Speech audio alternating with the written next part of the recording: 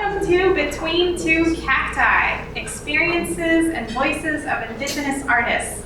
Thank you so much for coming. This panel is presented by First Peoples Fund. Driven by collective spirit, First Peoples Fund honors and supports Native artists and culture bearers, helping communities heal, thrive, and carry forward ancestral knowledge.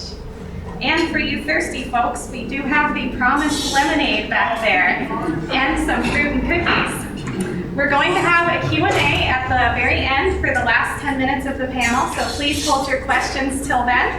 And I'm just going to introduce our moderator, Dr. Lara Evans, our Interim President and CEO.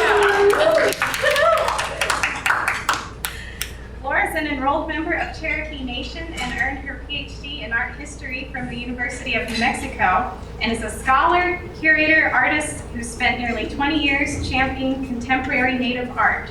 She's led major exhibitions at the Smithsonian and other museums across the country, and even founded the Artist in Residence program at IAIA. Please join me in welcoming Dr. Lara Evans.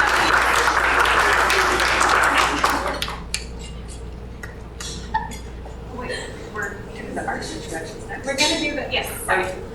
Well, I don't know if you want to say anything at all. Okay. So, hold on a second. Oh, it's upside down. Upside down.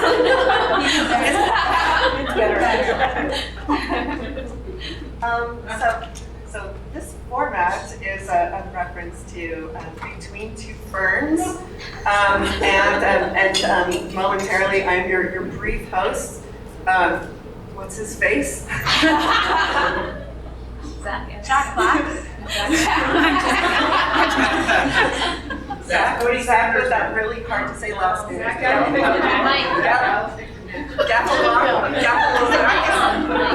Gaffalomachus.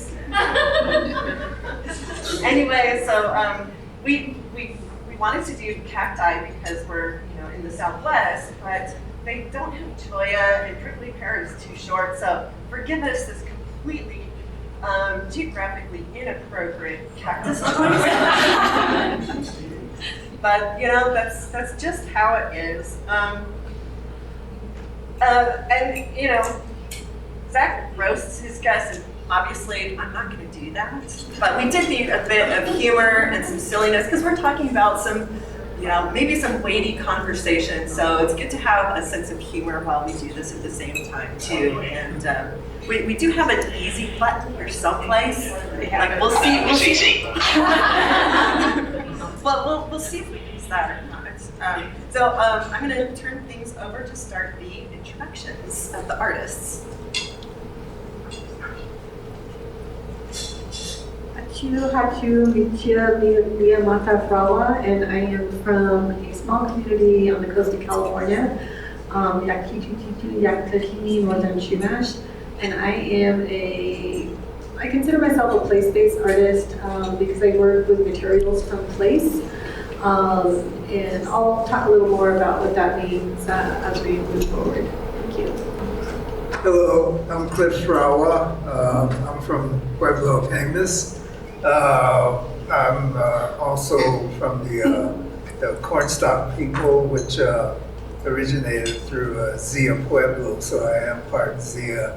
I've been carving stones, and I celebrated my 50th year carving stone. My work has been in the collection of the National Statuary Hall in Washington, D.C. in the U.S. Capitol building.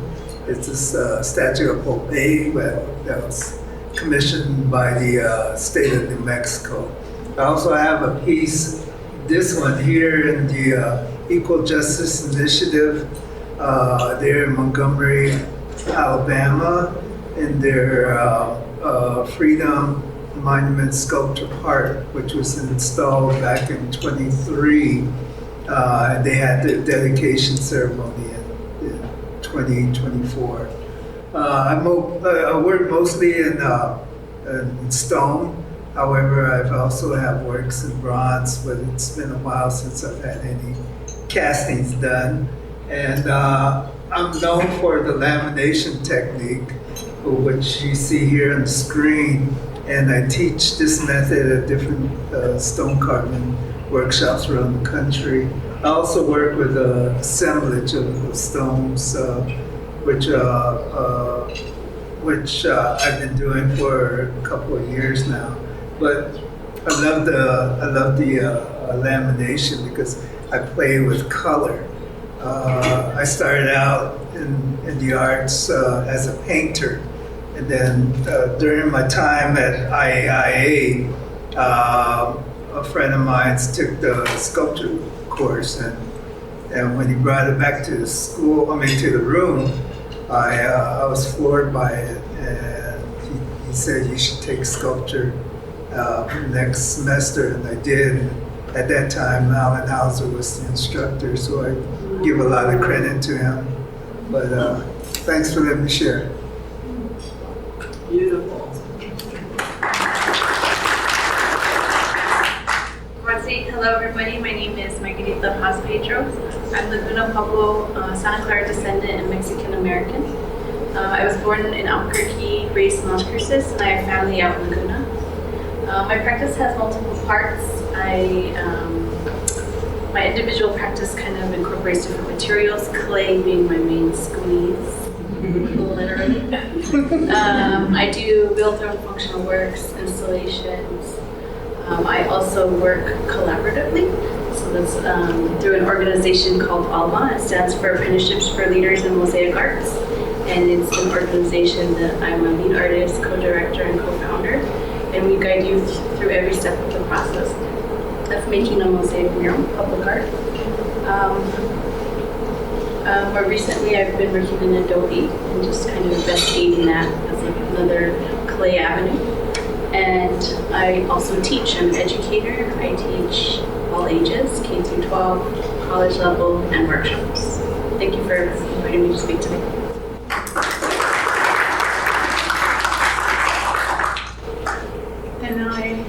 Hello everybody, my name is Kathleen Wall. I'm a multidisciplinary artist. I wasn't always a multidisciplinary artist. Like Margarita, I was my main squeeze. I'm going to take your word. That's so cool. Has been clay. I learned from my mother, and she learned from her mother, and I also absorbed a lot of clay knowledge from my aunties within the Pueblos, and it was really amazing because I got these different points of view from different tribes because all of my aunties married outside Jemez Pueblo. And so right now I'm experimenting a lot in installational art, video work, but for the last, umpteen years, I was a market artist. I am a market artist still.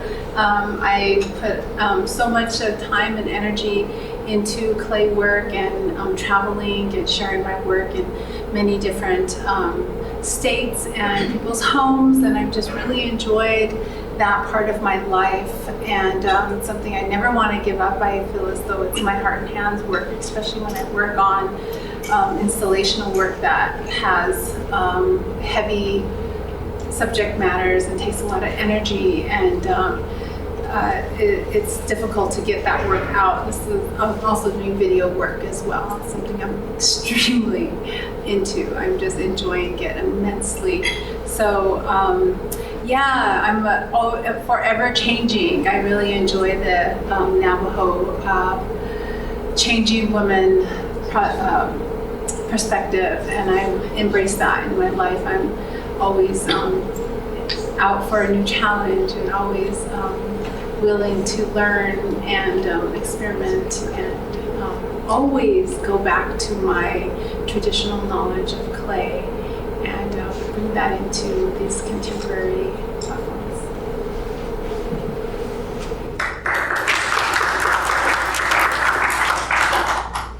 Right, so now we're getting into our discussions. Can people hear in the back? You guys hear okay? Yay, okay. All right, so let's talk about the tactile and the technological. By way of framing this huge topic, as we prepared for today, we were interested in talking about the tactile and the technological, not just of your artistic practice, but also how the nuances of the tactile and the technological may be playing out in our communities, and perhaps with different age groups too, since some of y'all here are also teaching in one form or another.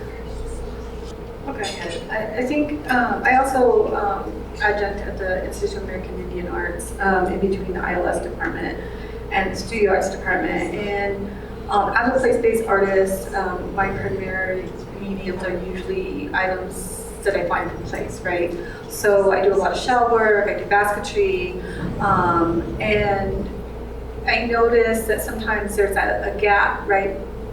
Being older than a lot of my students, but there's a gap sometimes between place-based materials or traditional materials and then the need or the interest in working in more digital forms or more, I guess,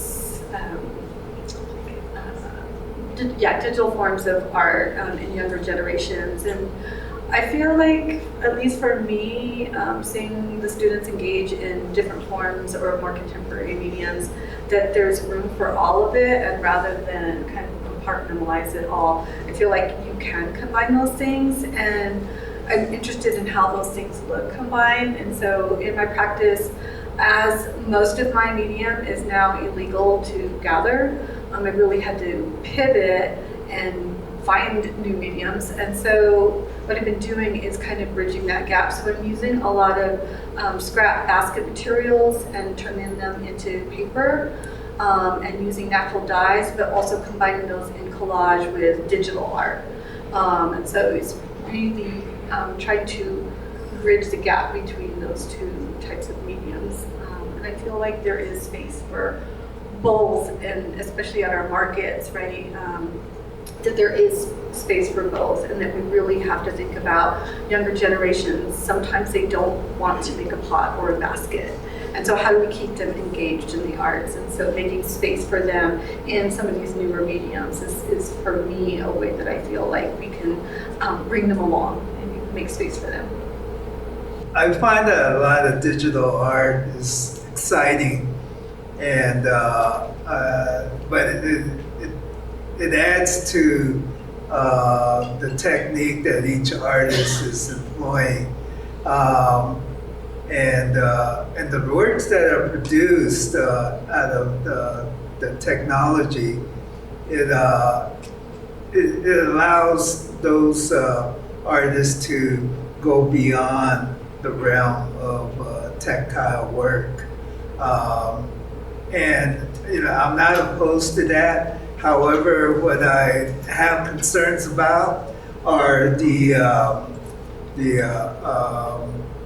standards that are used for many of the arts and craft shows. I too am a market artist, and I've been on the board of the directors with SWAIA for some time back in the early 2000. And one of the responsibilities that I was assigned to was the Indian Market Standards Committee. So each year we had to review the standards to cover any materials or techniques that we find that is out of the realm of native arts, and how those artists are using those techniques and even the technology. And I always felt that because digital art doesn't have that kind of review, particularly nowadays, it keeps it open and to what an artist can take to the limits. And one of the things is that some of the artists will actually send their work overseas and have it produced and then sent back, and then they would put it on their table. And so I have concerns about that, because it almost takes advantage over those who do work by hand. And I always encourage the younger artists to work their material by hand, just to learn the basics, so that way they have a much more closer relationship with the material, and that I also tell them that you never know when they're going to shut off your electricity, so you can always go back to your hand tools, And but what some of the young artists are producing is real exciting. I mean, it allows them to express, through technology. But I feel like, as with culture, you have to immerse yourself into that, and you got to learn the basics if you want to understand and learn more about cultural values and traditions and ceremonial usage, and as well as understanding what the ceremony is about. And when you reflect on those traditions, where does technology play in all of that? So I always try to encourage the young folks to do some tactile work and understand your material. It's interesting how you talk about technology that the children have, or young artists, as you say, have opposed to a tactile work. And in my shoes, I'm having a hard time as maybe, I guess, an older artist, navigating a digital world. And the work I'm on this trajectory of contemporary arts, digital art is almost necessary, being able to navigate computers and navigate being able to render your imagery the way you want, or I'm in video work, but it's so difficult for me to get on an application, especially a digital situation where I want to create a certain video art, and I just throw it all up in the air because it doesn't sit with me. I have to be tactile. So I've developed an ability to make my videos with a very analog approach. I stack monitors and projections onto the wall, and that's how I make my imagery, and I video that. It's kind of crazy because I cannot work an application for the life of me. And so but in that development, in that ability to solve problems and figure out, okay, I want to be a video artist, how do I do this? And I'm the only way I know how to do anything is just get it done. And so it ended up being this very analog banter. And then it looks very digital, but it's not. It's very deceiving. So it's kind of interesting how my inability to work digitally has led to a very deceiving way of making video art. But probably because I've been a potter all my life and trying to get things done. And so that does go to your ideas of needing to know a craft. I love craft. It's my jam. Before starting to squeeze. My main squeeze. Oh my God! I never knew, Margarita. I never knew it was my main squeeze until today. Well, to jump off of what you're saying, Kathleen, so when we're giving these prompts, I like to look deeper into the definitions of the word, and according to AI, technology in its simplest form is knowledge to solve practical problems, achieve specific goals, different tools, techniques, and processes that humans make to make things work better for our desired outcomes. And I feel even within that, it's there's analog, digital, there's low tech, high tech, and within each of those terms, there's already a hierarchy happening. But it's as if low tech's way less than, or sometimes not as efficient as high tech. And it's not given credit because it doesn't use a gadget or whatever. Don't get me wrong, I enjoy my time with my MacBook. Thank you, First Peoples Fund.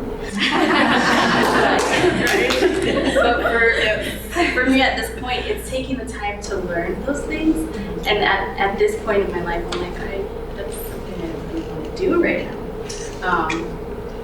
So I feel like within high tech, low tech, there's some really great technology that has been made that doesn't include a gadget that does just the job perfectly, and that is a really valid way of working. So yeah, I think I liked what you said because it felt perfect of what I was thinking about. But clay's so tactile, and working with students, you see the satisfaction on their face when something comes out right, and which gives me satisfaction, and wrong too, and then the learning in that. So when we attended the dedication and opening ceremony for the Equal Justice Initiative Freedom Monument Sculpture Park, we had the opportunity to visit the other sites that EJI had established, which is the Legacy Museum and the Equal Justice Memorial that's there in Montgomery, Alabama. And so during our visit at the Legacy Museum, towards the end of the tour, we had an opportunity to view some of the contemporary works at the end of the tour. And we came across this pink marble sculpture of a bust of an African American woman.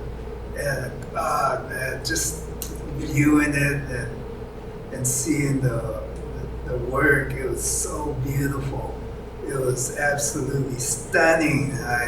And the stone that the artist used was a beautiful pink marble.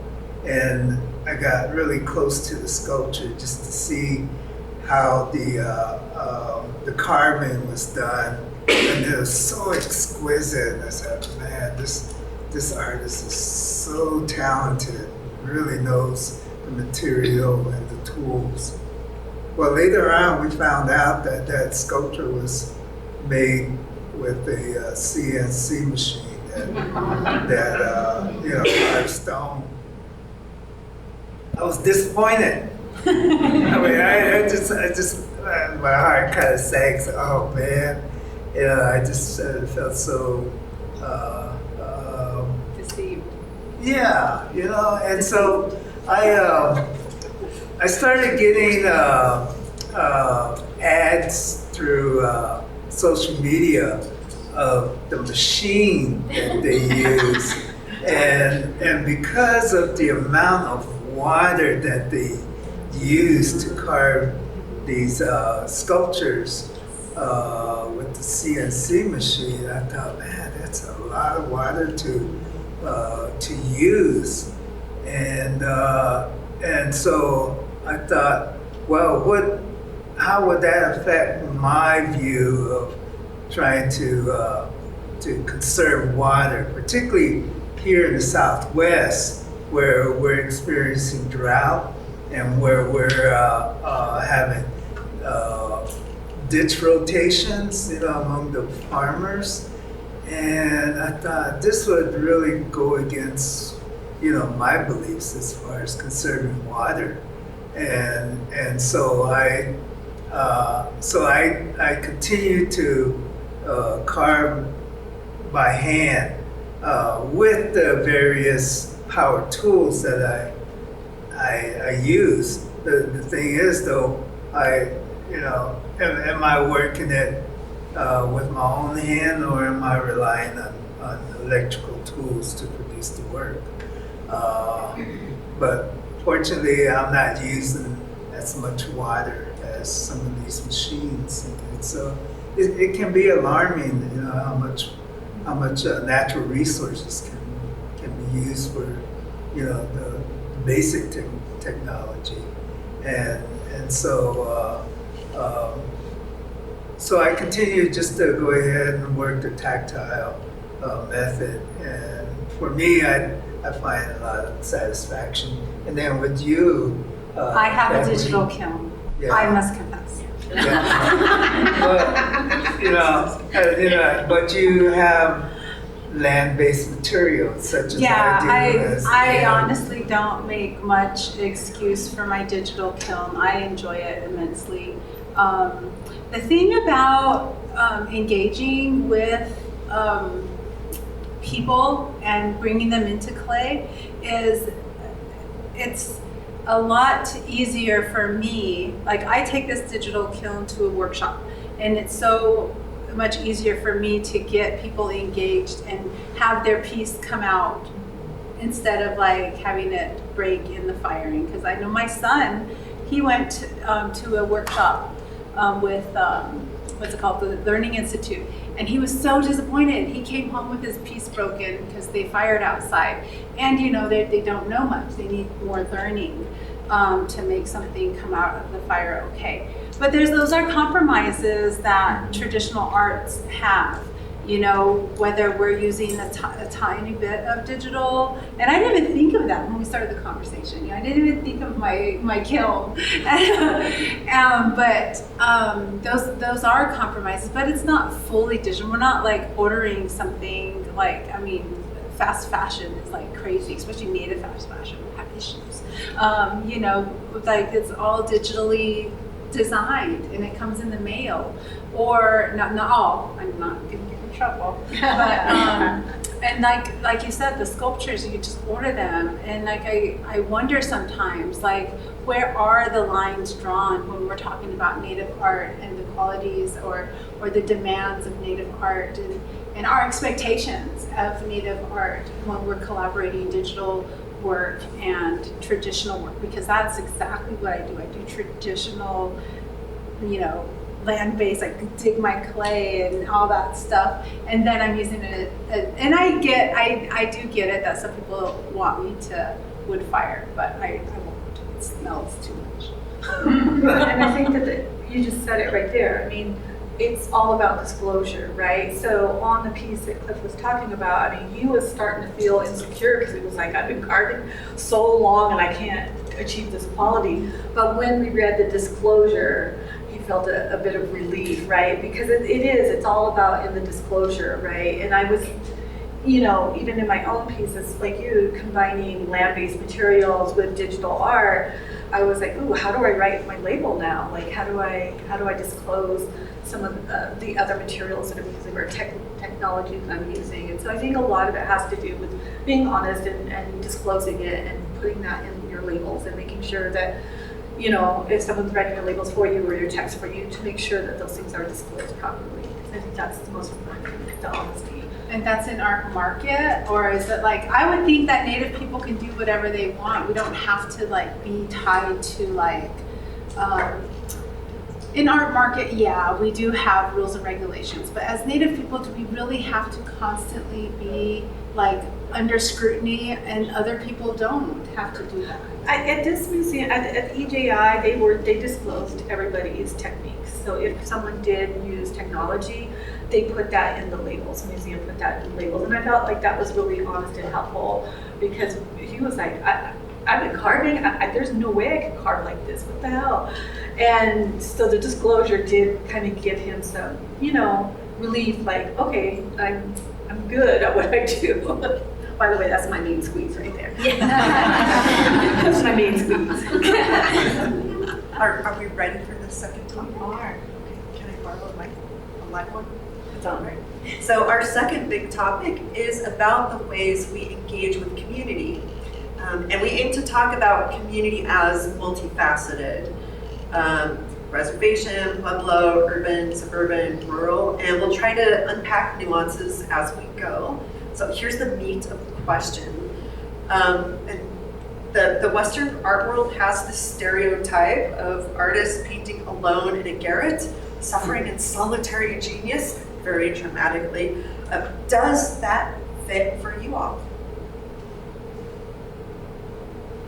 I go to Kat's house and there's 1 million people there and we're all visiting and talking, and Mike's leaving to go pick Cliff up and there's clay on the table and I'm over here bringing her earrings to fix. I mean, it's in community. So I think at least, and just because and now living in Kat and Clifford's community, I'm able to work more in community. I would have to say, at least for my Pueblo in-laws, at least in my experience in your community, that it's very active and it's not in isolation at all. There are a million moving parts happening at all times because you live in community. I'm going to jump in on this and say a lot of, okay, we're at an art market. We're talking about art market right now. These are the rules and regulations of art market. Did you make this piece completely by yourself? And if you did it, you're not validated. Honestly, I can say right now, I do nothing by myself. I do nothing but maybe shower by myself. I engage my children. My children can do what I do because I make them do it with me. I make my brothers come in and work with me. My brother's a beautiful potter, and he's a beautiful potter because I make him come make pottery with me. I make him like scrape something. I mean, my husband helps me scrape stuff. They have to go buy materials. We all have to dig clay. I'm getting older now. All my kids know how to mix clay now. These are things that I don't agree with this, like you have to be the sole, the only person that touches this piece of art. I'm sorry, Patty, I don't do everything. She's one of my biggest collectors. She has like 20 I'm doing too many pieces. So anyways, I do engage not only my community for help, because I have people bringing me food when it's like this week before market.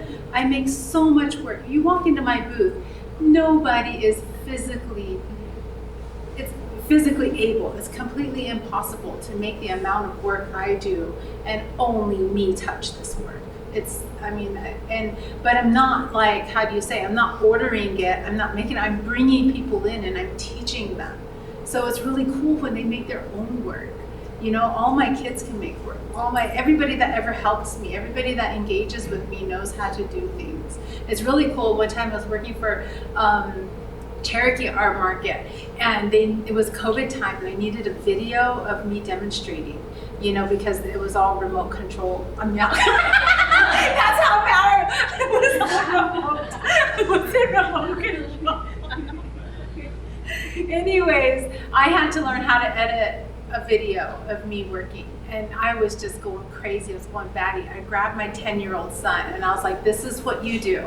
I'll come back in an hour and see how you do. And then he did it so much better than me. I had him do the whole thing, and then I sent it off. But those are things we can teach each other. I didn't even know how to do it. He didn't know how to do it. But that's art, that's creation. That's like bringing everybody up. I'm sorry, I'm talking too long. Agreed. I think when I think about my individual work, it really is more like a family affair. My partner helps me with all the parts. He helps me paint, moving Adobe, making Adobe, photographing everything, process, and then our daughter comes along with us everywhere, whether she wants to or not. And I'm putting her to work wherever we can. But I also, so I live in Albuquerque. I don't live at my Pueblo. And I work, one of my other jobs is working collaboratively since probably 2009. And so really hiring youth to do this process, taking them through every step of making a public artwork. We like to focus on young women of color because that's what I wanted when I was that age. So really just kind of pushing them and uplifting them into these positions of leadership. Hopefully they'll take my job when I'm done. Exactly. And then, there's so many like different facets of community, and we, even within our projects, we like to work with the community that the projects are going to live for the rest of their life. And how do you do that authentically and in a way that the community feels good about it too, and not just be like, hey, I'm in and I'm out type of situation. It's not really like a one size fits all at all. It's like building relationships through the material, through art, through youth. When we talk about community, I have to think about what my art form and how it contributes to the community that we live in. We can teach our children how to produce the work and what methods are used and materials and such. And so what got me thinking was once when I returned from IAIA, I was working outside at the house that we used to live in, and an elder man walked by and then he saw me working on a sculpture, and he came over and he asked me what I was making. I said, I'm making sculpture. And then he looked at me and asked me, what sculpture? And so I tried to explain to him what sculpture was all about, but he just couldn't grasp the idea of stone being used as an art form. And so I tried to explain even further, but I felt like his perception of stone carving is to produce the different stone that's used in ceremony, such as hunting fetishes, and that he had a better understanding than stone as art, and so that got me to thinking the difference between art form and its ceremonial use, and so I get a lot of hunters asking me if I can create hunting fetishes, particularly cougars, and which they'll use and carry with them when they go hunting. And whenever they bring down a kill, the first thing they do is they feed the cougar, and they'll pull it out of their pouch. They'll make an opening in the internal organs, and they'll set the cougar in there and let it eat, because that was the guide that led the hunter to the game, and so these hunters would ask me if I could make them cougar fetishes, and sometimes they will order large amounts, and for each one of them it takes me a while to carve them out. And so what I decided to do was just go ahead and write grants, so that way I can teach those hunters how to carve these fetishes, and then they can pass on the knowledge. And one method is to not only use the grinders and such, so that they can produce their own, but there's also the having to take the stone and the tools with them, particularly when it's a hunting society that has to go out and fast out in the area where they hunt, and then they have to produce those fetishes by hand.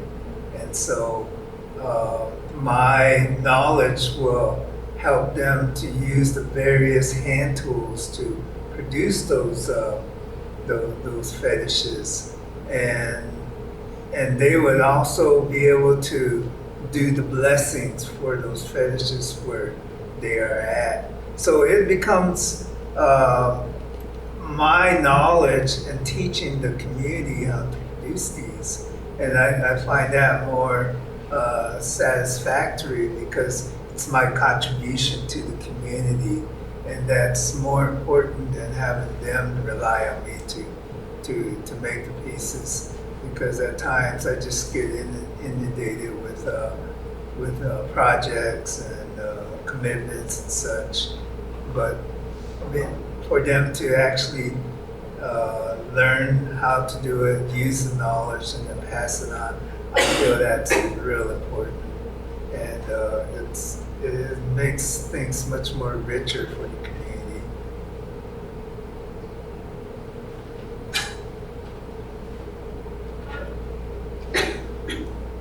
So while we were thinking about these two topics as being completely different topics, I'm kind of hearing some threads that are connecting them. So between the technology choices, whether that's handmade, natural materials, or digital technology, but then also community, that those things all tie together as part of how we keep continuity, how things keep going, sharing with one another, sometimes having to make substitutions because natural materials may be endangered, as you were talking about, Leah. And some of the artists I've worked with and like weaving techniques, people start out learning with commercial yarn, and then once they get hooked on like actual the process, then they get to learn about the plants. But it all boils down to ways that we support continuity, innovation, cultural connections, and keeping community going. Any last thought on that topic before we turn it over to Q&As? Yeah, it is challenging because, as a basket weaver, it's something that we do in community, mostly with elders. That's where you get all the tea. What's happening with everybody, right, is in those spaces, right, when you're making with other people in your community. But it's challenging when those materials are impacted by either overharvesting, climate change, drought, right? And it's really challenging for some of, at least in my community, for some of our elders, because I try to use my MFA and I try to tell them, we can do this, and they're like, that's not traditional. And so it's really a hard conversation to see, even for myself, a material that I have grown up with all my life. I never in my lifetime thought I would see my medium be on an endangered species list to the point where I no longer have access to it. And I was panicking because that's all I knew is shell. I didn't go to art school. I learned in community. I'm a community trained artist. I didn't get a BFA. And so I was in a panic. I was asking Cliff, can you teach me to carve? Like, I need something. I don't know what to do. And so I, was trying to be innovative with some of our elders and talk about new ways of using weaving material. And I get a lot of pushback. It's not traditional. You can't do that.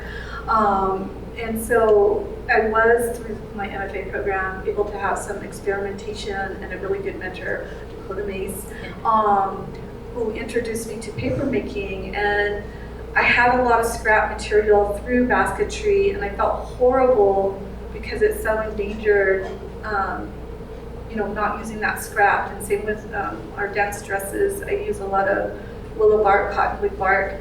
And I had some scraps, and I felt horrible not using all of those materials. And so I was able to figure out how to use some of those into paper making and to transfer my plant dyeing knowledge into dyeing and using that skill set into painting or dyeing paper. And so it's a challenge sometimes for our elders. I do see sometimes a lot of grief or loss over materials in my community, and trying to find ways to deal with that grief and find new ways of making or transferring those skills. We've always been innovative as Native people, right? I mean, in my community, we went from making shell beads to using trade beads, right? And we love those beautiful blingy beads, and they've become a part of our community. So oftentimes materials do become a part of our communities. And beadwork is a perfect example, right? Before it was quills or beads, quills or shells that was making the ornamentation. And now through trade, we adopted beads, and we have really leaned into that material and become so proficient with beads. And I feel like that can still happen in the future. Real quick, your story, your conversation reminded me of a story of my auntie Dorothy. She's from Cochiti, or she married into Cochiti. She's my mother's sister. And I was in my early 20s, my early 20s. And she always supplied me with black paint. and it's a mineral paint somewhere in the mountains near Cochiti. And when she was getting ready to pass, she's like, Kathleen, I can't give you any more paint. You know, her supply was running out. She was very older, and she told me, she's like, just go buy it. Just go buy it at the store. It's okay. And she's like, it's not a sin. Just keep making art. Just go buy it and keep making art. And that stuck with me. It's like any means necessary for me to make art. And so I've been using the same black paint from the ceramic store since my early 20s.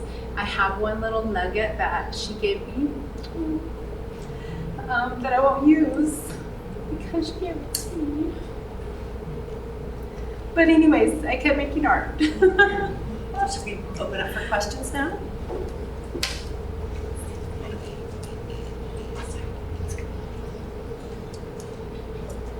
Any questions?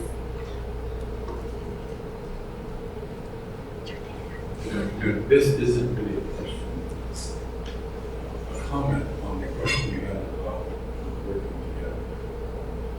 And I think there's a couple of things to keep in mind. Number one is that even within the Western art construct, working together is always part of it. It's a total myth. An isolated individual artist doing something. And you go into Italy to all those shops that work on marble, you're 30 guys, which is my point. I'm getting to my point. Over 40 years ago, Cliff had a studio space in Amy Springs. And he'd see me and say, come on up, let's go on, come on up, let's go on. And I get up there and there's 4 or 5 guys going. We helped him get ready for the show in Philadelphia, I think it was, or someplace on the East Coast. And that was one of the most fulfilling art-making activities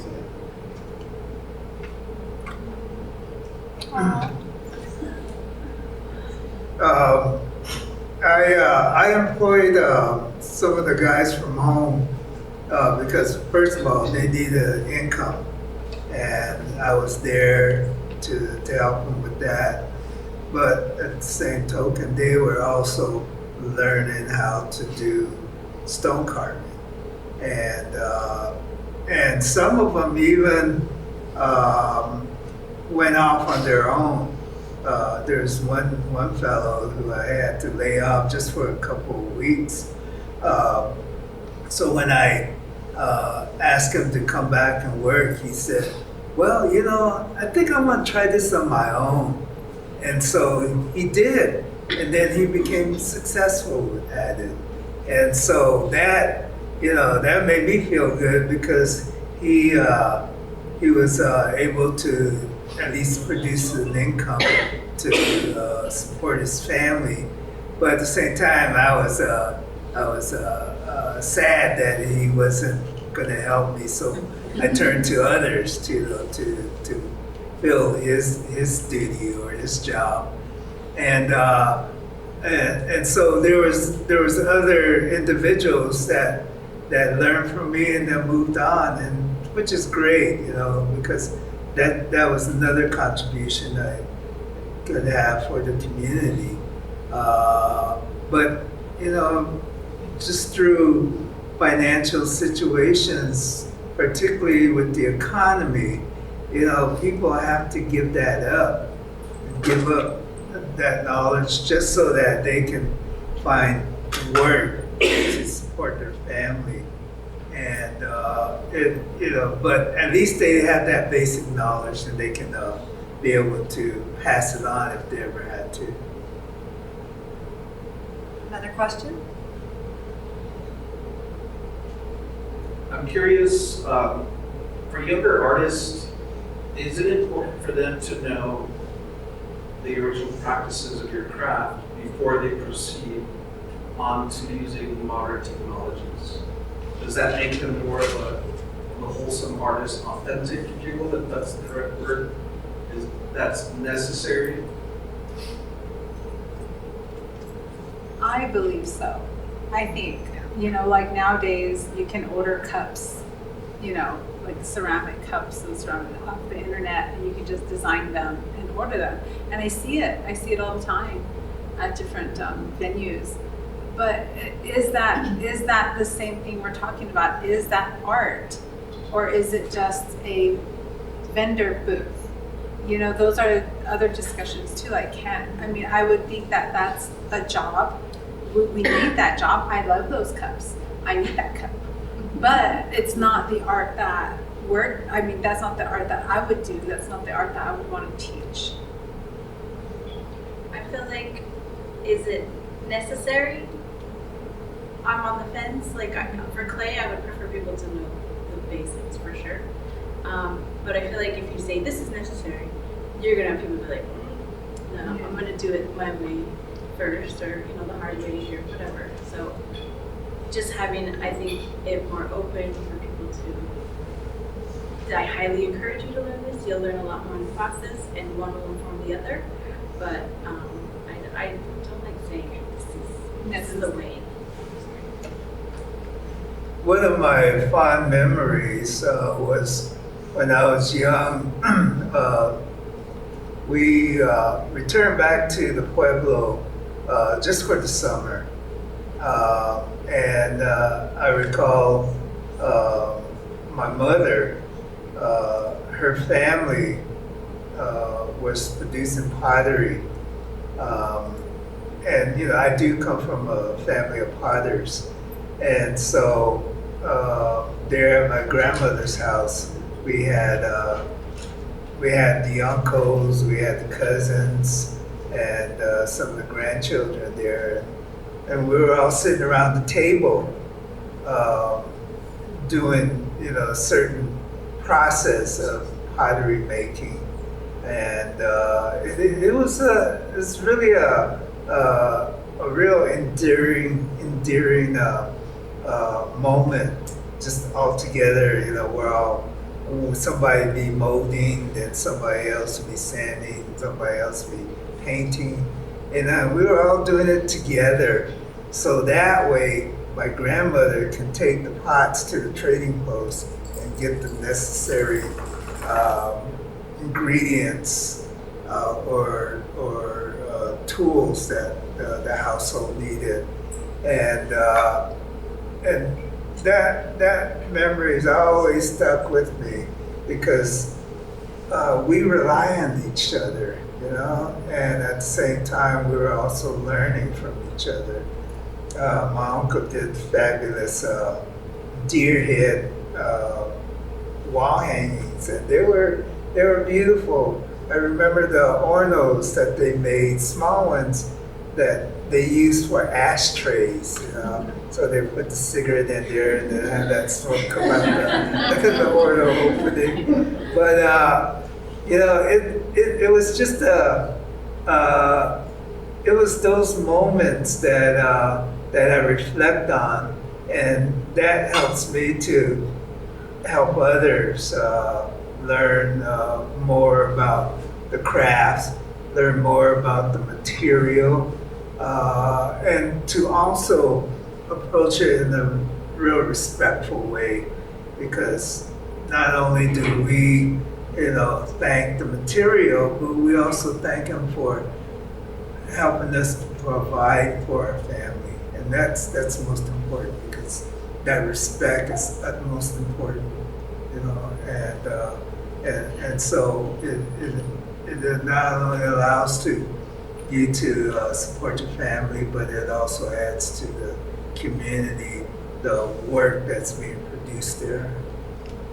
And I think also to your question, and I think all of you can attest to this, there is something incredibly humbling working with natural materials, because it will teach you, it'll teach you more than any other art teacher can teach you.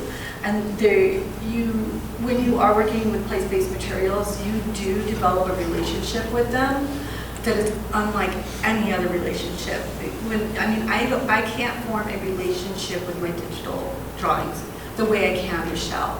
And shell will humble you, stone will humble you, clay will humble you, because it it is what it is, and sometimes you have an idea of something that you're gonna make, and it will be like, you're not making that. And it will humble you quicker than anything. And so I think that's an important experience in everybody's practice that they should experience.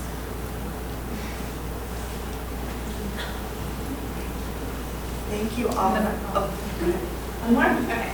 Thank you. One more, and we're a couple minutes over. Thank you for I just want to say how proud I am of all of you.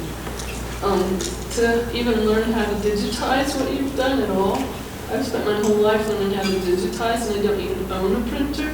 And the dreaded question comes to me is, Leah, I love what you did. Can you print it out? And I'm like, oh, that's a whole other science to get it to look as good on the outside again. And so isn't that ironic that the whole goal of digitizing is to get it back out of the computer again looking great?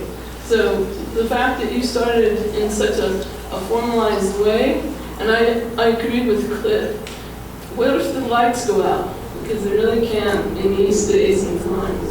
So I'm just honored to be in your presence, and I thank you for being true to who you all are. And I'm verklempt. I'm looking for verklempt still with what Kat said. Thank you. Thank you for that. Do you have a question back there? Yeah, Sigo Bueno. I just wanted to ask, as artists, the new topic du jour is artificial intelligence. I saw someone utilizing it. So what, as artists, moving forward, are you see it as a threat? Do you see it as an opportunity? And what ways are you using it, or what ways are you pushing it away and saying that's not for me?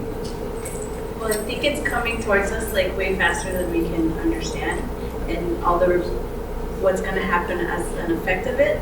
The other consideration that Cliff brought up is water. The water for AI is ridiculous, and they're trying to have sites here in New Mexico. It's like, looks what? So that's one thing that I'm concerned about. It's the environmental thing that worries me about, more so than copying. More so than copying, it's the environmental. It's the environmental impact. Original thought is in there too. What if you minimize that by putting it in the ocean? Would you use it, or is it not part of your practice as an artist? I'm a business guy. We use it all the time. So I just wanted to hear from the is it the right side or the left side of the artists? Like, I want to hear from your perspective. So if you're using it, we're using it, because if you're a business, every other business is using it. That means we're using it whether we know it or not. Right. But I don't engage that much. I don't know. See, I don't even know. Yeah, and I've never used that AI. Yeah, because I'm afraid of the answer. And how's that going to influence my approach to my work? And so I try to figure things out myself. And if I ever do need to ask a question to AI, I hope that it gives me the same answer that I've been employing and using. Thank you. How many fetishes do you make? Is it one fetish per animal? Last one. For a fetish, is it one fetish per animal that's taken, or can you use the fetish more than one time? Oh, you can use the fetish more than one time. Yeah. I always carry mine in my pocket. You don't know when you get a roadkill.